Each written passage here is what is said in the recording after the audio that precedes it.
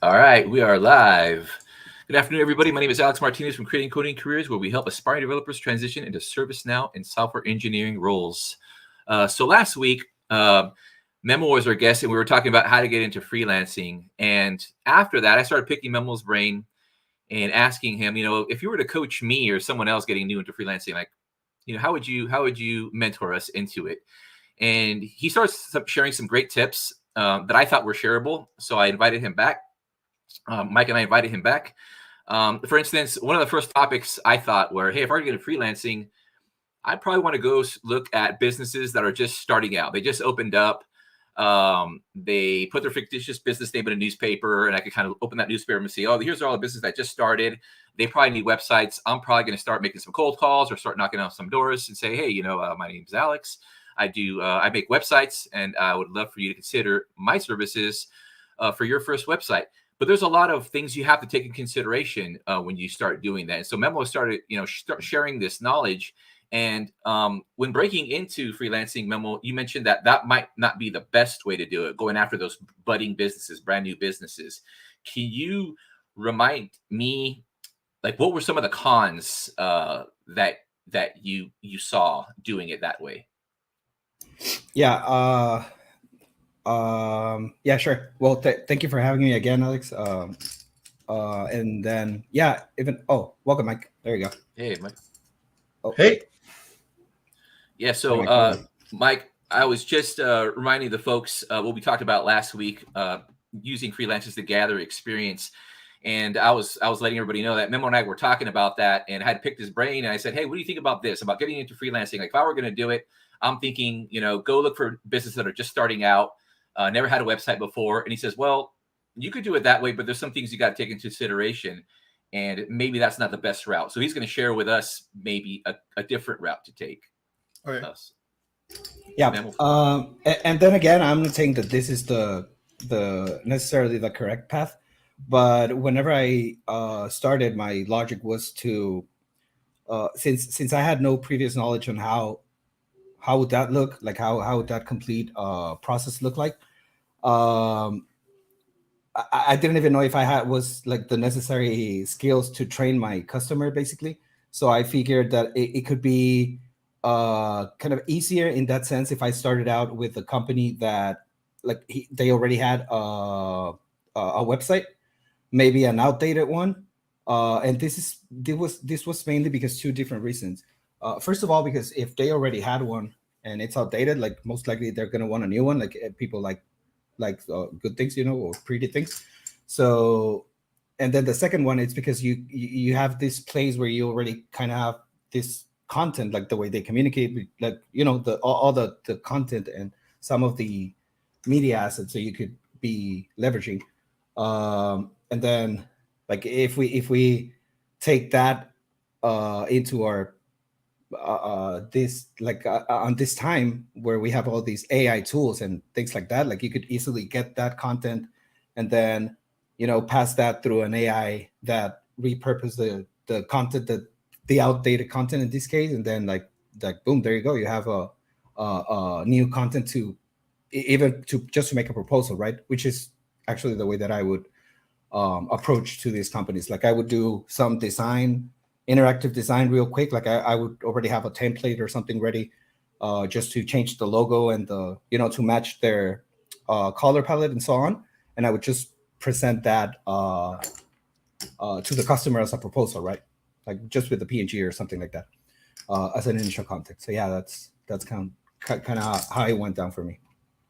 I'd love to hear your thoughts, Mike. If you were to break into freelancing now, I'm just curious, what would be the strategy? What kind of business would you be going after? Yeah, that's a great question. So I'd say there's a couple of things that I would look for. I think what Memo is right about is that if you can kind of get out of your comfort zone and actually go like reach out to businesses with like a refresh, I think that's like low hanging fruit. But I'll be honest, when I was first starting, and I know a lot of developers, they're not like super salesy.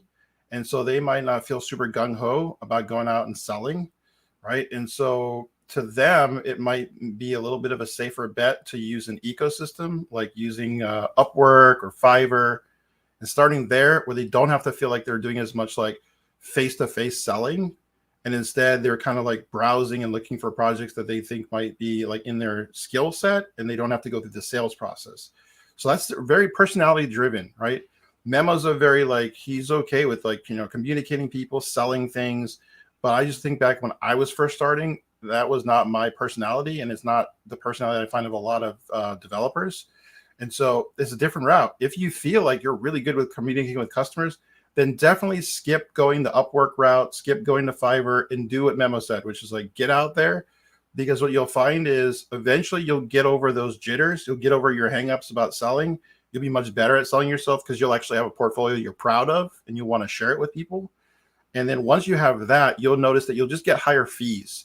The sooner you can like gain your experience and get your foothold, whether it's in like freelancing by going directly out there and selling, or freelancing by using a platform and building up a portfolio, the more experience you have, you will then be able to go out and you'll be able to sell your services at much more of a premium than when you're using platforms. So like that's the kind of the, you know, the give and take of it. The platforms is usually faster money because you can sell at a higher volume because you can put out several bids in the time it would take for you to just get a hold of one business owner. But the flip side of it is you're doing higher volume, lower fees per project, generally speaking. And one of the things that Memo mentioned was, well, a platform like Fiverr or Upwork, the client's going ready. Like, in other words, they're going, proposing, saying, I need someone to build something. So their assets are probably already prepared, ready to go. Versus you going door to door, just assuming like they have nothing. They might not even have a domain name. They might not have a, you know, maybe even a logo. This is a brand new business. And so there's so much more work that has to be done just to get up and going for brand new business. Is that about right?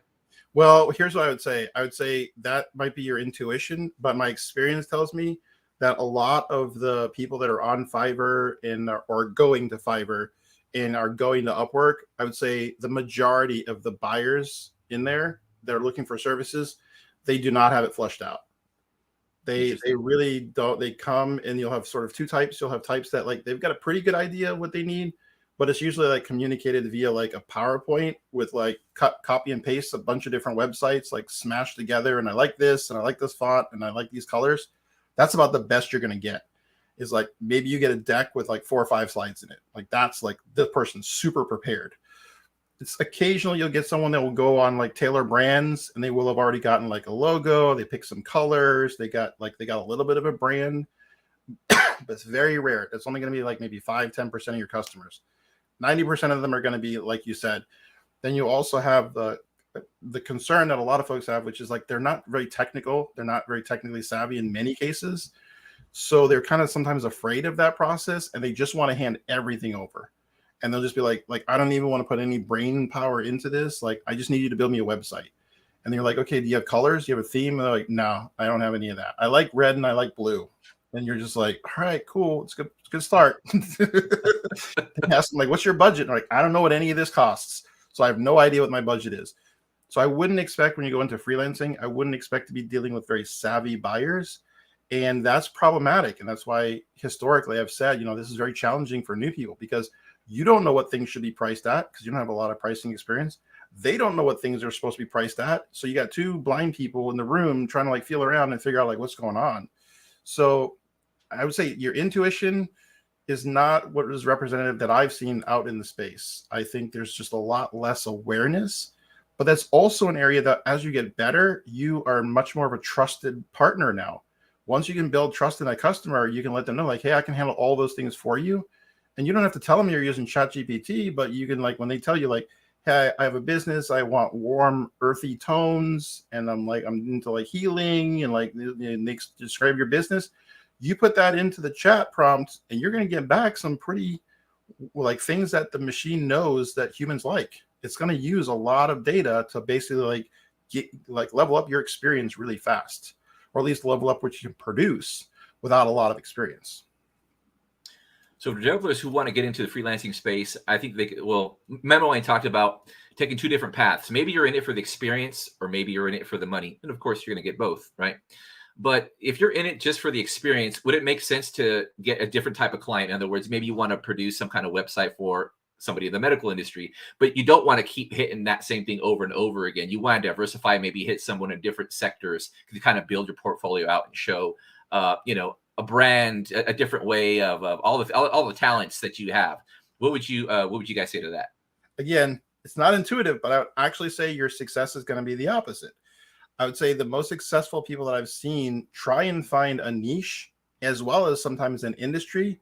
And you might say, hey, like, I'm going to do like a site for a friend of mine. He may be a dentist, and I'll do like a dentist site.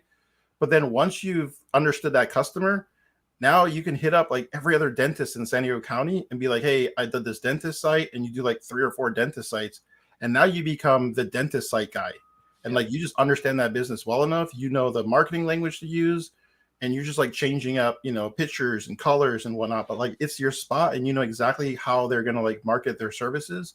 So if you're really good, that's what you generally do. You find a niche, and you might also find an industry. So you might find an industry within a niche. And it's counterintuitive, though. It's not what you might think. And so it's really great that like we're having these like questions out in the open. The other piece I'd say is there's something very different about your first project than what you might want to do for every other project after that as you're building your portfolio. So what I usually suggest for the first project is like find a customer that's really reasonable, right? So you don't want to find someone that's like, I want you to build me Amazon, but I only got $50. Like, sorry, bro. Like, I can't do that, right? Yeah. And you don't want to necessarily take on a project that's like, $2,000 build as your first project. Because in most cases, I don't know what that number is, but like $2,000 to someone that's like maybe new to like businesses and websites, sometimes they think that's all the money in the world. And so they're like, for $2,000, like, you got to sell me a site that looks like Apple. And it's like, bro, like, you got $2,000. Like, you're not going to have that level of features and parallax scrolling and laptops opening and closing. And like, it's just not reasonable. So sometimes you want to kind of find that first project that's like, $300 to $500 if it's a job on like Fiverr or Upwork, or maybe a website that's like $1,000 or less.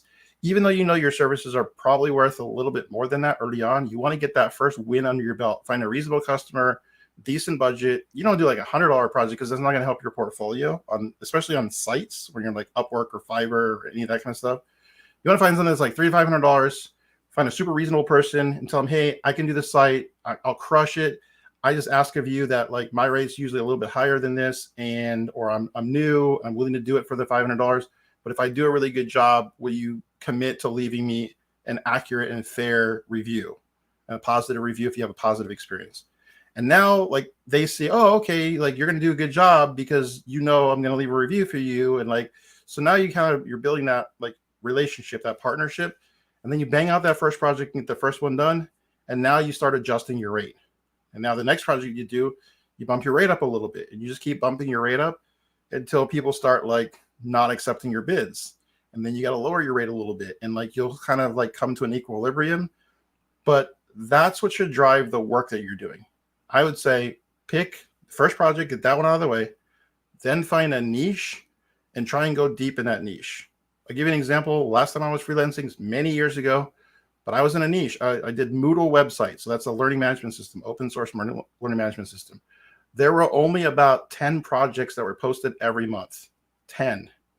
And I would bid on only the ones I was interested in. If the person seemed like they weren't reasonable, or seemed like it was a ton of work and they didn't understand the budget and all that kind of stuff, I wouldn't even waste my time. I'd bid on maybe like 8 out of the 10, and I'd win more than 50%. So I like had it locked down. That niche was like my niche. There was only 2 other people in the world that bid in that category on like a regular basis. Every once in a while we have a new person that would come in, bid on a job, not get it, and go off the platform. But like it was me and 2 other providers. You know what I did? I hired those 2 other providers. They started working for me. So now I bid on 8 out of the 10 projects. We'd land 6 out of the 10 projects, pieced the work out to those other people, did the work that I wanted to do, and like we dominated our niche. And we just had like a system, and it was just like clockwork. Bids would come in, we post bids, we take the work we like, don't even bother on the work we didn't like. But that was only possible because we really narrowed in on niche, and there's only a small number of people.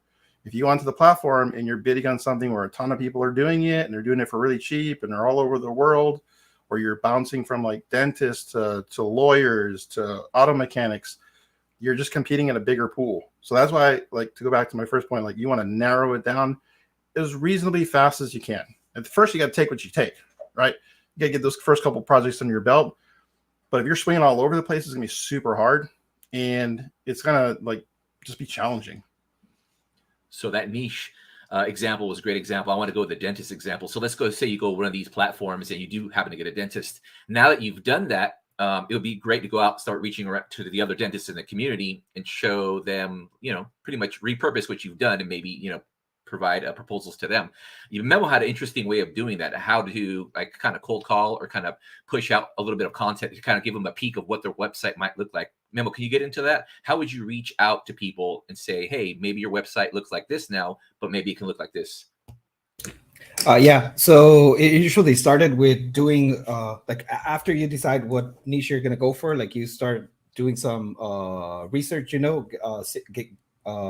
getting a few examples on modern looking websites, and then like what I would usually do is get Figma, create a generic template kind of thing, and start knocking the doors, like just as I said before, like rebranded for each customer that I was gonna reach out to, and then as soon as I got a positive response, basically if I close a deal, like I would regenerate my create another generic template to start doing the same thing, just trying to avoid for the templates to look very alike between each other. But yeah, it usually I wouldn't touch any of code up until the point that we are actually starting. So I basically leverage a lot of things using Figma for that purpose. And so you even mentioned that you used Figma to actually showcase the drawing. I guess you use Figma to kind of wireframe this thing out, but you can actually send them a link where they can actually see exactly what it would look like. That's how you would kind of capture them, right? Like they can actually see the website on their phone, and that's where the interest gathered. Now, this is a question for both of you guys. So do you obviously you're not going to just, send out one proposal. I'm assuming you're going to be sending out proposals for 4 or 5, 6. Like how big is your pipeline? How many you're going to send proposals out before you start saying, okay, I'm finally getting some work here. Maybe I should stop sending proposals. Like what does that pipeline look like? Good question for me. That looked, I tried to kept between 5 and 10 alive proposals, if you want to call it somehow.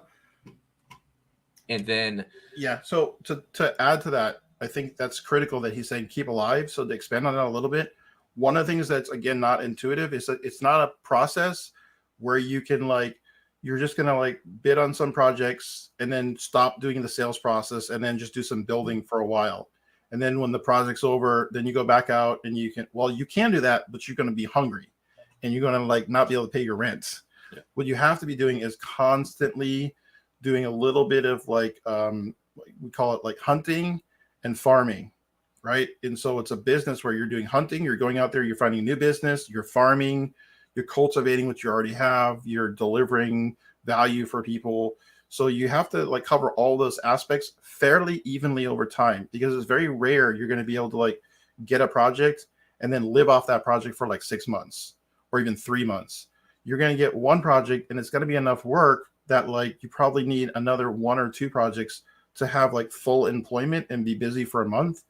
And they don't all come in all at the same time. So back to the original first part of your question, how many proposals you have to put out there is proportional to how big of the market you're competing against.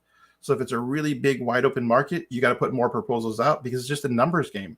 More people in that space mean more competitors, means you got to put out more work to and then to Memo's point as well, when you are designing your proposal, the more custom feeling and the more they can feel like you're just not shotgunning it and sending out spam, but you took the time to understand their business and you customize the proposal for them.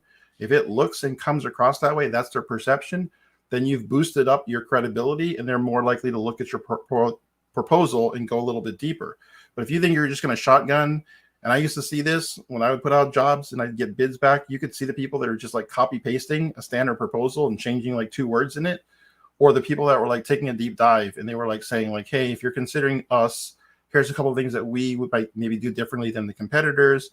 And here's a way that we think, we can really maximize the spend that you have for your budget, et cetera, right? try and come off one-off so that you gain that credibility. But like I would say, because of a tight niche where we're in, we just had to scan every day. And even if I saw a job today, I could wait a day before I proposed on it.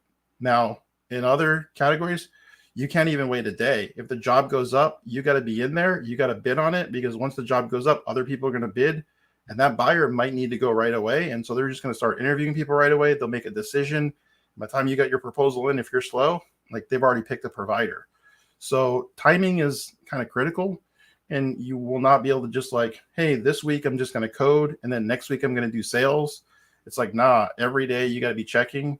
And then every day you got to be sending out like 1 or 2 proposals, and then following up with people, and then scheduling meetings. It's a constant. It's not like a switch gears. It's like, no, you're constantly like improving your process. We've got a great question coming in, guys. This is from Anna, one of our pre-apprentices. Is there a template proposal you can share with us, or maybe you can give us some tips on how a good proposal should look? Yeah, so that's a great question. And it leads me to make a little bit of announcement, a little bit of breaking news on Friday. And that is, we are working on our own solution to kind of, I think, improve some of the experience that people might face if they're using like an Upwork or a Fiverr. And so if folks are interested, they can sign up for our beta. It's still in beta, so we haven't released it yet. But it will be chock full of resources exactly like that. Like sample proposals, a lot of educational content for both providers and for people looking for content. So we're aiming to do exactly that, to provide those tangible resources that you can use to kind of like get your business off the ground. And so, yeah, so we'll have that very soon. We'll have a ton of resources. Thank you, Mike. Thank you, Anna, for the question.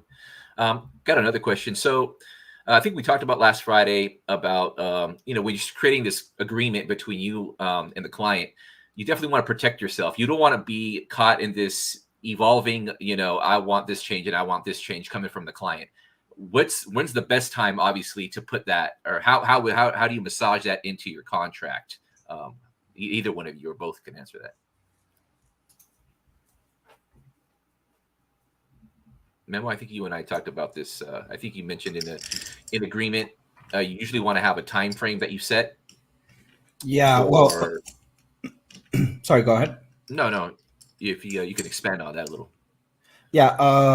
Well, the only thing that it's uncertain to me is how would this work on a legal level there in the US, but here, like, I would basically.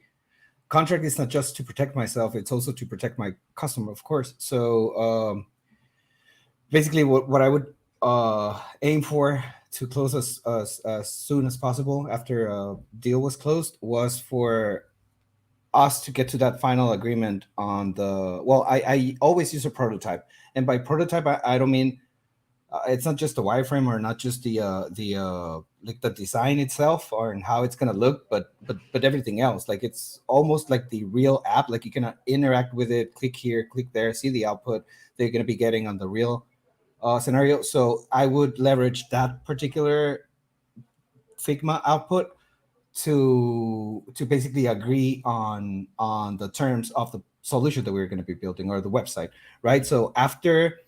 Right at the beginning, I would always start with things like, hey, you know what? Like, if I'm gonna give you an ETA, that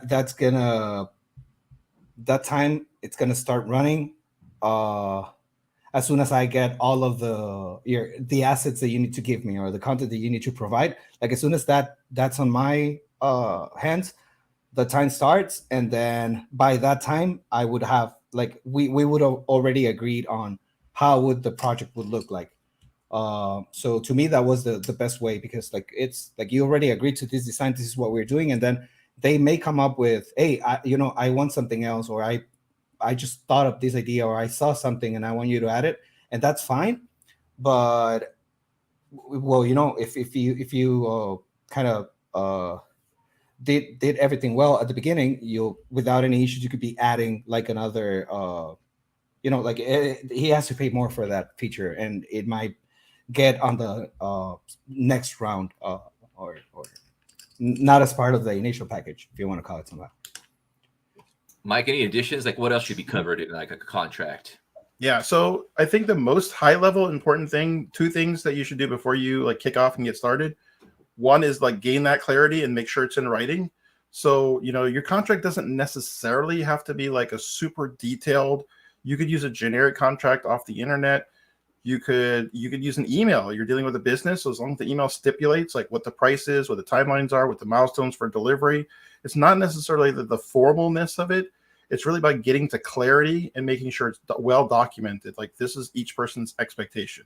This is how you expect to get paid. This is when you expect to get paid. This is what they expect you to deliver with as much clarity as you can. I took a slightly different approach to how I would sell websites typically. Like Memo is doing a very like, here's what you currently have. Let me show you in vision, like highly polished. There's a good part to that, which is like they kind of like know from the very beginning, and you kind of know here's like very clear expectations about what you need to meet. But the flip side to that is that they will sometimes ask for what's called a pixel perfect implementation, which means like if you gave them a high fidelity, that's like it looks exactly like how they mock it up is kind of how you're going to use it. Is they'll like if it's off by a few pixels somewhere, oh man, they could go back and forth with you. Like, no, the font height is supposed to be this height. And then I've literally seen them take little lines and measure that like this is below this by like a pixel or two. And you're like, all right, cool. I'll take care of it. That's CSS. That's no big thing. And then like, well, we're not going to pay you the final milestone until you move that. And you're like, come on, man. It's like one line of CSS. Like you need to release the money. And like you get into like battles back and forth over, like I said, like literally pixels. So I tended to use a strategy of like, really over communicating the very beginning. Like one of the ways you can save money is if I show you a couple different like themes for WordPress and you find one of these themes that you like, then like you'll agree that I won't do any custom coding and it will cost you this much. And if you need anything changed besides like just configuration and a little bit of CSS, you'll just pay a little bit more for that, right? And you're able to sometimes when people are like bargain hunting and they're looking for like something done fast and cheap, you'll be able to say, look, for $50, you're going to get most of this design stuff like knocked out. And then I'll work on the parts that really add a lot of value. But that's what you're going to feel out as you start working with different types of customers. Is like some of them are going to be okay with that. And then the others are going to be, as soon as you mention WordPress, they're going to be like, oh, I don't want a WordPress website. Like it's got to be custom. Like, cool, that's fine. You want me to design it too? Cool. Like I'll design it. But now they're in a different budget range because now it's like, hey, it's pixel perfect. The designer is going to cost, 5 to 10 grand. Implementation is going to cost another 5, 10, 20 grand. Now you're in a different ballpark in terms of expense. And if they want to be sort of like picky and they want like perfect, it's got to look exactly how it is. And then they might come to you and say, I've got a desktop version, I've got a mobile, and I've got a tablet, and the layouts are different. Like now you start getting into like, now it's going to cost this, right? Because like they're asking for a lot of custom stuff. And that's how you can sometimes negotiate your pricing. You can say, hey, I can do all that custom stuff, but just so you know, that's a little bit higher premium. And if you're budget conscious, here's a way that you can, and now it's easier for you to sell because you can sell both ends. You can sell like, hey, here's a less expensive version of your website, but still very professional and like helpful. And here's like the really high end, like, where do you want to be? Where do you see yourself? Right. And you like have an opportunity to do a better job of like really selling the maximum that you could get out of the engagement. But yeah, I try and get that clarity first. So clarity in writing, as long as they're okay with it, I literally put it in there. Like the customer stipulates no custom coding will be required. If any custom coding is required, it will be done at $60 an hour, $100 an hour, whatever that fee is. Over time, every time I had a deal, I'd learn something new, and I would eventually stipulate the customer wants work done on weekend will be double rate. Customer wants stuff done overnight will be double the rate. That way they're very clear and they're not like giving you something on Friday and expecting you to like make a change on Sunday because like Sunday's Mother's Day and they want something to go up on Sunday, right? Like you will figure those things out. Some people don't care. They don't care about working on the weekends. I wanted to have a family life. So I started to kind of like, set aside certain windows and like I would just charge more for it and say, hey, yeah, I'll work evenings, weekends. I'll do rush jobs if you want me to rush, but it's like, it's triple rate. 3 times the regular rate if you want it done within like a delivery window that's like a really short period of time. And so getting it all writing, clear the expectations, and then getting a deposit. Because the deposit is the other critical piece that like you should not start any work because you do not want to be chasing people, right? You don't want to be like, hey, like I got started, like when are you going to make your first payment? You got to be able to move on really quick. And that separates the people that are like tire kickers and not really serious and don't really have a deadline from people like they need to get it done. They'll give you a deposit, even though many of them will say, I don't pay deposits. And we can get into that like some other time. There's strategies that you can use to like work around the whole, like, we don't pay deposits, we only pay on invoice. Like all of those problems are like solvable. That's why it's a little bit of work, because you got to kind of discover some of these like little nuances, because you might not face them on your first project. You might get them on like your third or your fourth project. And then you're like, well, I have this system, and I have this contract, and like they're pushing back. Like, what do I do? Got another great question for you guys. This comes from David, one of our pre-apprentices. How do you set prices? How do you value your time? Memo, I'll start with you since you were a freelancer. How did you come up with the fees that you were charging your customers? All right. So remember, coming from a non-background related, software related background, sorry, the easiest thing for me to do was, I'm sure there's a way to call this in marketing, but I don't remember the name of the concept. But I basically would, when I approach someone and they would respond back with, yeah, I want this project, I would call other agencies or other freelancers and basically pretend that I was a client and ask them how much would they charge me, and kind of get an average idea on how would that look like, and then go for it. Mike, how about you? I would say one of the things that, again, this is why it's so hard for early career people. So that's why I really want to have a platform to help people with this. Is many engineers, in fact, I'd say the majority of engineers that I know, even senior engineers that I know, lots of senior engineers, have a hard time accurately estimating work effort. What is it actually going to take? How many hours is it going to actually take for me to build a site? So one of the things that was so dangerous that I just stopped doing it was like fixed price bids, where someone says, I want you to commit that you're going to build this thing, and it's not going to be like, you're going to give me everything I want for like $5,000. And I'd be like, well, what you're asking for is not really clear, so I can't give you a guarantee. And then also, I don't want to get in this like back and forth with you where you want to start having extra revisions and all this kind of. So I was like, if you want that, I can do it, but I won't do it for $5,000. I'll do it for like double the rate to make sure that like I'm not going to get stuck with like a bunch of work I didn't anticipate, right? So I'm like, if you want to save money, you do not want me to give you a fixed price bid, because if I give you a fixed price bid, I'm just going to throw a crazy number out there, because I want to make sure that we never run into a dispute where you're like asking me to do revision after revision after revision because you're just being picky, right? So I'd always tell people as customers, like, you're going to pay a lot more if you do a fixed price bid. And you should be very cautious about that. If, again, it's the only way for you to get that first project under your belt, fine. But I usually do not set fixed price bids, and instead I use hourly. And sometimes you'll have someone like the typical customer response to that is, well, I need to know how much this is going to cost because, I need a budget for it. And then you ask them, well, what's your budget? And they say, well, I don't know. I don't know what it should cost, right? And so one of the strategies that you could use for your pricing would be for you to say, well, this is my hourly rate. And then you can say, because I like you and because you're a nonprofit, a military discount, whatever, I'll discount it to this. This is my rate for your project. And I can give you will not exceed this amount without you without me coming back to you and saying, like, here's where we're at. And it's going to take this much more effort. So like, what do you want to do? You want to keep going forward? Do you need that feature? Or are you good with like where we're at right now? And you'll get to that like fair compromise. But you want to over communicate that from the very beginning and let them know from the very beginning, here's my hourly rate and here's my estimate, but it's just an estimate and it is not a fixed price bid. You want to be very clear in the language, because otherwise they might come back and they might later say, well, you told me it was only going to cost $1,000. So I'm like, no, I told you hourly rate and I gave you an estimate. It's the same way as like a car mechanic. They don't know what's going on with your website. And this is especially prevalent with like takeover projects where you're taking over something that's partially done or broken. You can't be responsible for like you open up the engine and you realize that like it's blown up on the inside, right? And then you just have to like be willing to stop and tell the client like, okay, we ran into something. Unfortunately, that means that you got to do X, Y, and Z. So pricing is hard.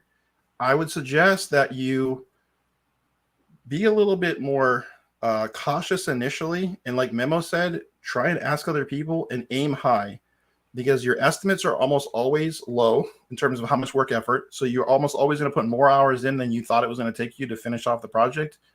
and you almost always undersell your services because you're kind of timid and you're not sure, you're not really confident in your skills yet. So you probably won't overprice yourself. So you're going to like doubly shoot yourself in your own foot. So that's why I would say, you know, really, there's going to be reasonable bands, right? So I can give you some general reasonable bands.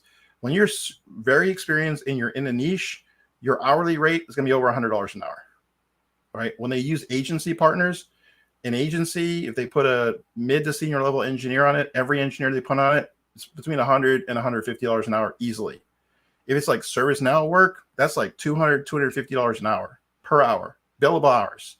This isn't like every minute you spend on the project, but like billable hours are like a significant portion. So you're getting the same rates as like doctors and lawyers when you start getting into niches and you start like really doing quality work. If you're a designer, it's not done that way at all. It's not an hourly thing. It's a value thing. And that's where you give a fixed price bid. If you're doing logos, you're doing design, say, hey, I do a logo. I do a logo for small companies, easy logos, small stuff, easy, simple branding. I do those branding packages for $1,000, $2,000. If you need a more refined logo, bigger brand, full style guide, I do those packages starting at $10,000. And you price it based on the value you're delivering. But for most software engineers, I'd say you're going to price it hourly. I'd say reasonably here in the US, anywhere between $20, $25 an hour is a steal. When you start getting a little bit more experience, then you're going to maybe be charging closer to like $50 an hour. When you get even more experience, you're going to be at that $100, $150 an hour price range. So most people starting out though, they're going to be like, yo, just give me like $15 an hour. Give me like $20 an hour, right? They're going to be like so underselling themselves because they just want to like close deals and they want to just get money in. And they don't realize that like throw a bigger number out there. And the worst thing they're going to do is say, no, you're too expensive. They're going to go use somebody else. They're going to jack it all up and they're going to come back to you and they're going to pay you that $30 an hour to fix it for them. So you can't really lose. If they go way too low, the quality is not going to be there and they're going to come back. You won't close the deal right then, but you might close that deal in like 3 weeks. But provide them good advice if you can, so they'll come back to you and let them know like, hey, my work is really high quality. If you got someone telling you they can do that for $15 an hour, I would just be skeptical. You might have some communication issues. You might have some delivery issues. You might have some quality issues. I can tell you that my work isn't going to have one of those issues, but like, I'll be here to help out if it turns out that that situation doesn't work out for you. I'm more than happy, like no hard feelings that like, you know, that fit in your budget. I'll be here if like, you know, situation changes. And then they start thinking and the wheels start clicking. And they're like, all right, I'll give you the $30 an hour. Right. Or they'll go somewhere else and then they come back. Good number of people will pass on you if they say you're too expensive, but like the more expensive solution is the one they're going to probably trust when things go south and they go downhill. They're not going to find a cheaper solution, right? Wherever they use, if it doesn't work out, they're going to probably want to go up. Yeah. Got to pay for quality. Got another question coming from you guys. This is from our apprentice, Igor Boyko. Can you go over taxes? Do you have to pay income taxes on all your earnings made through freelancing at the end of the year? Yes. It's an easy one. Now, how you should incorporate, really, there's a lot of different, it's very nuanced. I'd say the easiest way for you to do it is you can start a business, use your own name. So as long as you use your own name and you say Igor Boyko Developing or Development or something like that, then you don't even necessarily need to get like an LLC or whatever. You can just like get a DBA, get a license for the city that you physically live in, and you're good to go. You can like collect all the money. You can declare it on your taxes and say you have this other income. You're good to go. Now, I will say that again, without going into way more detail, because this is a whole different topic, it would make sense for you if you own a house or if you have anything of value that you protect yourself with either an LLC or incorporation, just so that like no one's going to try and like sue you and take your house, right? So if you don't have anything, meaning like, you know, you're buying a car and you don't own a house, then you could be fine for a while. Just do it as a side thing. You want to protect yourself, you can buy insurance, right? And insurance is pretty inexpensive. Like errors and omissions insurance might cost you $500 to $1,000 a year. So like, but if you want to do it like with all the protection, LLC or an S Corp, and then you basically just pay taxes on all the revenue. I do not recommend trying to like do anything under the table. Get yourself in a lot of trouble. Don't do that. Good advice, Mike. So got another question. Let's say, okay, we have the contract signed. We have an agreed amount of money. We know exactly what needs to be done. Now we're working on the project. This is Angela's question, one of our pre-apprentices. As someone very junior, I'm worried about getting stuck on issues for too long. How do you decide if you're spending too many billing hours on an issue and whether you should be charging your client for that time? Oh, man, that's a good one. The answer, unfortunately, is like, this is where it's going to require you to be just as flexible as you want them to be, right? If you try and go with like the letter of the law, like every minute I'm on this project, I'm billing you. While that might work for like a lawyer, right? Like they bill on like if they open an email and read it, they're billing at the quarter hour. So it's going to cost you a quarter hour if they just spend 5 minutes reading an email you sent to them, and you will see a statement for that. But for most developers, like, you can't do that. You got to be a little bit more reasonable.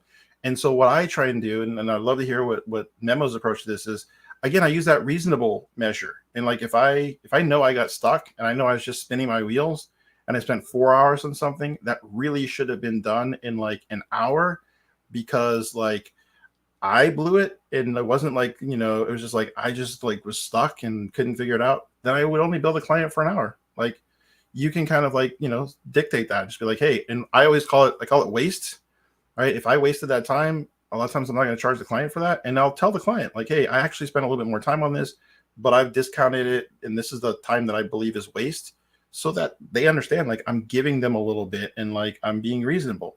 That way, when they come back and they're like, okay, I want the 15th revision to this button, I want it just a teensy bit bigger. And then you're like, all right, bro. But then after that, you're going to pay me, right? Right? You have more, you've made more deposits in the bank. So now you can make a withdrawal. Memo, same question. Yeah, no, same goes for me. I think Mike's totally right in that sense. And it's a give and take in the sense that like you might spend 2 extra hours working on an issue, but then again, you might be 2 hours late for your due date, right? For your to deliver the app. So yeah, it kind of goes back and forth in that sense. And as Mike said, I think that's the best approach, in the sense that, like, if it's something that you screwed up, like, there's nothing else to do but to fix it and to spend the time that you need to do. Well, it's on you, right? On the other hand, if this is due, or if this is because your customer throwing you curves here and there, that might be another another thing to talk about. But yeah, most of the times, like, you if it's on you, you might want to spend those extra a couple of miles, to get there, for sure. Another great question coming in from Michael Costanza. How do you log hours with a project to prove you're working honestly? There's a lot of different mechanisms that you can personally use to keep track of your hours, so that you can make sure that like, we've used different systems here at Creating Coding Careers. So we've used ClickUp, which has a time tracking tool inside of it. In the past, I've used Jira has a time tracking tool that you can like add to Jira, and it's pretty easy to use. In the past, there's on different platforms, like, so when I was freelancing, the big one at the time was Elance, which I think got acquired by Upwork. But Elance had a tool where they could take screenshots of your desktop, and like, while you're working on the project, you could basically get screenshots of your desktop, and it would count those hours. And if you turn that off, some clients wouldn't pay you for time that you didn't have those screenshots. So like, you basically got like monitored the whole time that you're working on that project. My take on that is, like, I think that's a little heavy-handed. I think your clients, you should build trust with your clients, and they should, like, when you say you spent 10 hours on something, then they should pay you for the 10 hours and not question. Because in most cases, you're already discounting it. You're already giving them a little bit of like waste, and like taking some of your own time to just like make sure that you deliver value for them.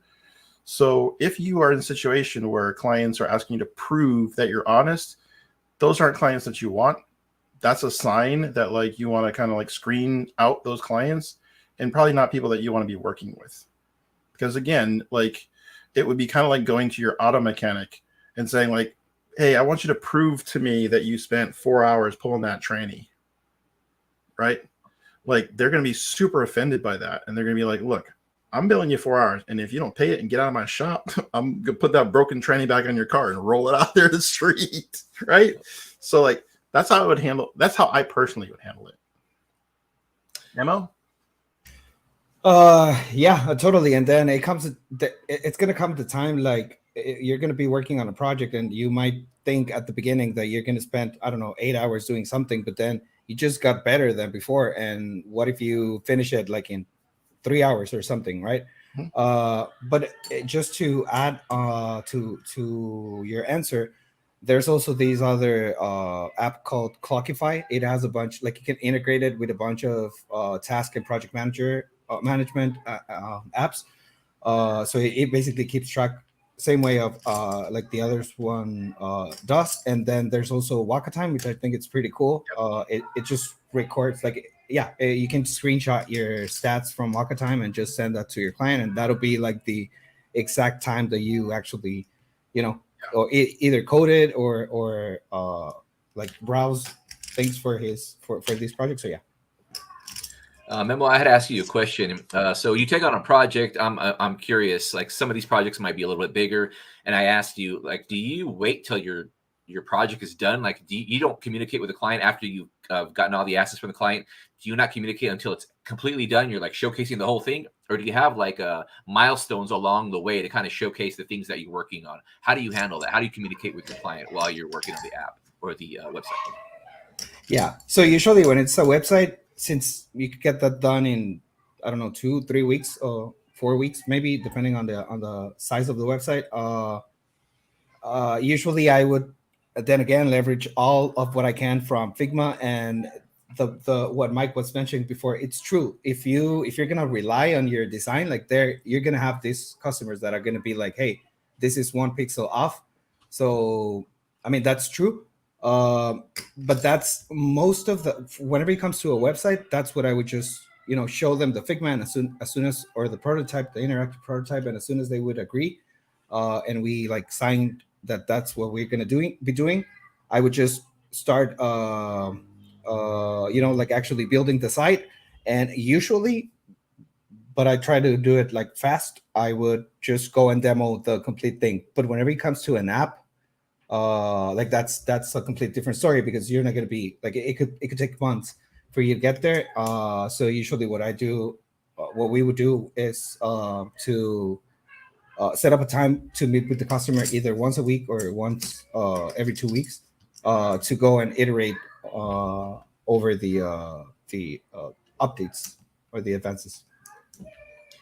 So let's say you finished up the project, you got the check, it cleared.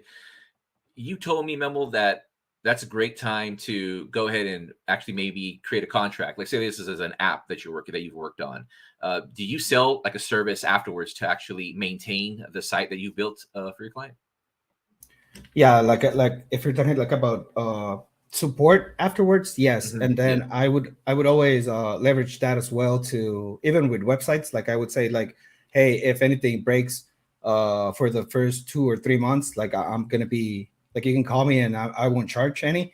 But then what I would usually do is, if 5 weeks or 6 weeks have passed by, or 4 to 6 weeks have passed by, and he hasn't reached out, I would do it for him. Like I would reach out to the client and say, hey, is everything going good?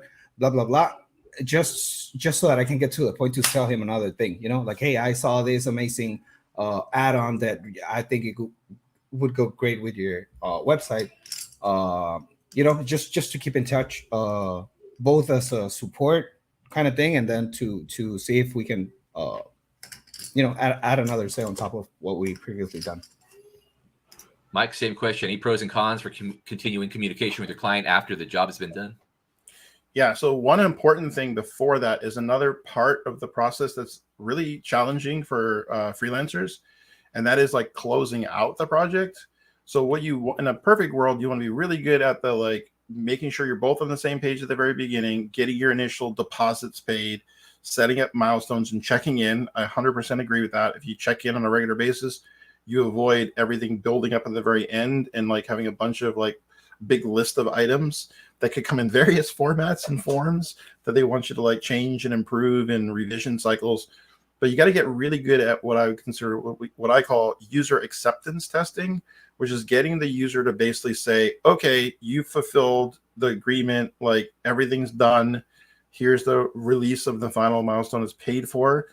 And then to Memo's point, usually we'll say, okay, now any maintenance from here on out is going to be either You might say there's no, like, once you accept user acceptance testing, there's no additional like freebies. I'm not doing any support for any period of time. In which I don't usually do that. What I typically do is like there's a short period, might be like 30 days after user acceptance testing. But what I'll also give them a caveat is, but that's only if I'm hosting the site for you. So like if I take ownership of making sure I'm hosting it, and if no one else touches it in any way. As soon as they like, oh, well, you're kind of an expensive developer, so now I want to have somebody else, my regular maintenance guy, go in and update plugins and add plugins and change widgets and whatnot, then I'm like, okay, all support bets are off, because the time is going to take me to go in and figure out, like, was it broken because like they went and they turned on a plugin, or is it broken because of something that we did? It's like too much of a hassle. So you just want to think about those things. Like, it's perfectly fine for you to be like super friendly, like Memo, and just be like, oh yeah, I'll give you like 6 months. And then you're really trying to like upsell them maintenance, and you're trying to upsell them things. And so that's why you're trying to stay in communication, versus the opposite, which might be like you could get taken advantage of in that other people that are cheaper providers, they want to bring them in, and then they want to like not use you, and they want to use 3 or 4 people, the cheapest person they can find. And now you're fixing other people stuff and not stuff that you did. And so like you can find yourself in a position where you just get really frustrated because you feel like you're not being respected, and like you're not as valued as you do user acceptance testing. And then you clearly lay out, like, if you'd like us to host it for you, and we'll take care of certain amount of maintenance every month. And that's what I would usually include. I would say, you know, if you host with us, then you get the hosting, plus we'll do like an hour of work every month for you for like no charge, right? And it's just baked into the cost. And you try and package it together, because in most cases they're not going to spend the hour, and it doesn't roll over. So like, they don't come to you that month, they don't need anything changed, great. When they do come to you, they get the first hour free, and then anything after that. So you can find that balance that works for you. Got another question, gentlemen. Let's say got a couple of freelancing projects under your belt. Now, what's the best way to brand yourself for freelancing? That's interesting. What I tend to do is, again, you got to figure out, like, are you going to, at first I was using a bunch of different tools, and then I realized like I was using Guru, VWorker, Elance. Those are the big ones at the time. And each one was slightly different, and different people going to it, whatnot. And finally I realized that like Elance was like by far the better one for me to deal with. So I just like left the other projects, or left the other sites and my portfolios on those other sites, and just didn't bid on any projects there. So I really kind of honed in on where the one place was that I wanted to like focus on my branding and focus on my portfolio and focus on that kind of stuff. But it'll vary depending on like what customers you're going after. So if you were trying to brand yourself as like, well, I'm trying to find small businesses, I think we had a great tip last week, like jump on Craigslist, because like they're probably not savvy enough to even know to go to Upwork or to go to like Fiverr. Maybe they see a TV commercial and they start poking around, but like if they didn't see a TV commercial, they probably have no idea what Upwork is, right?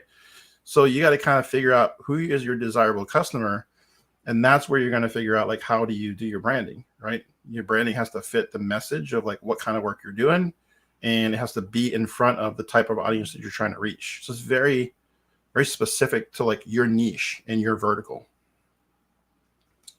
I'm going to throw this up. This is for Carlos. Carlos was asking a little bit more about the apprenticeship. So Carlos, if you're interested in creating coding careers apprenticeship, there's our website, ccccareers.org.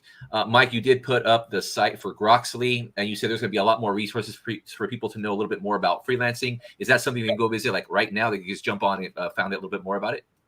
It is going to be beta. So that means that everyone's not going to get instant access to it. Even when it goes completely live, it is definitely going to be a curated community. We don't want it to be sort of like everybody jumping on it and it being sort of similar to what's already out there. We really want to have a really good experience for both providers and for customers. And so it'll always be, there'll be some, some gates, I guess would be the best way to describe it. But that said, freelancing through our site might not be the right fit. You could go into Upwork this weekend and you can start working on putting a portfolio on there, start bidding on some projects, try and get one job under your belt so that you get a positive review and you get money spent with you, and you could be off to the races, and you could be like bidding on other projects next week, and you could have cash like right away. Our site is going to probably start slowly rolling out to people. So as those resources come online, the best thing for you to be in the loop is to sign up for the beta. That way we'll notify you as we start releasing things and letting people on and allowing people to sort of like, you know, beginning experiencing what we think is the right way for people to like learn about freelancing and get started. Appreciate your time, gentlemen. I want to be respectful of your time. It's going to be 4 o'clock right now. Any last words before we end our session? Go visit Grok so we can. Yeah, I would say sign up because I'd love to see what the interest is looking like. People that are watching this on replay, share it because I think you're not competing. Like this is not a competition with other people. There's plenty of space in here for everyone that's listening to this right now to be successful as a freelancer because there's all these different niches. And like you pick the one that's interesting to you and you find what you want to work on, what you're passionate about. And this is kind of how you can turn your passion projects into like a way for you to have a little bit of, you know, income coming in. You might find that it's not enough for you to just like, you don't want to go all in and you're like, this is not what you want to do. You don't want to freelance permanently, but it could be a great way for you to build up your portfolio and to land that first job as like a full-time software engineer. Or you might discover that like, hey, I'm doing pretty good on this. Let me go out of my local community and start walking and knocking. And you could find out like, hey, I'm able to make big money from these specific businesses. Maybe you find out it's car washes. Maybe you find out it's laundromats. Whatever it is, you find your spot and like you start like cranking. Next thing you know, you're like Igor, you're asking business questions like, how do I scale this thing? How do I hire people? What does payroll look like? Right. So you never know. I would encourage people to just like give it a try, but you know, try and do it in such a way where you don't expose yourself to like, you're going to feel like you're either taken advantage of or you're in over your head. Leverage ChatGPT, man, that is an awesome tool. You can really have an outsized ability to help people with just a little bit of that, like additional, like leveraging AI to make your responses and your copy and everything else just like that much more polished. All right. I appreciate your time, gentlemen. We'll be seeing each other again next Friday. We will be having a guest speaker come in and talk a little bit more about ServiceNow. Everybody have a great weekend. We'll see each other in about a week. Good night, everybody. Sounds good. Thanks.